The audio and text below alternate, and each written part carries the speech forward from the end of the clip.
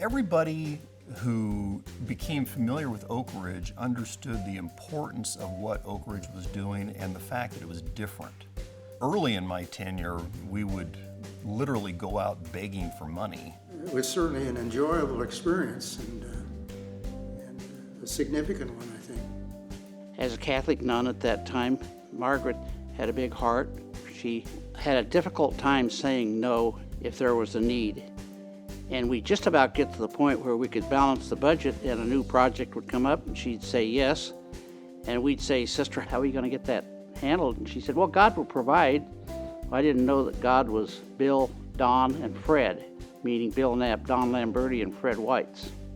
Don Lamberti, he and I were assigned a call, so we had to call on Bill Knapp to ask for $50,000, which in those days was a big ask.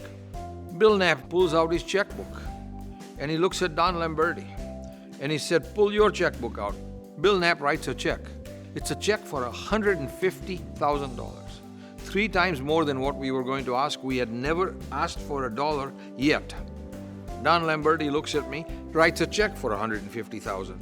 So I sit there and think to myself, this is a pretty good afternoon, expecting to raise $50,000. Now I've got $300,000.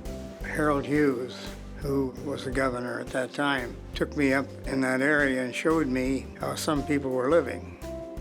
And it was a surprise to me to see that only a few blocks away, we in downtown didn't know what was happening. But when I went up there and seen kids with a single mother and living on dirt floors, it changed my attitude and gave me a reason to want to try to help it and make life better for them. This organization makes a difference in the lives of people, but it is not a handout. That's what I really admire about Oakridge.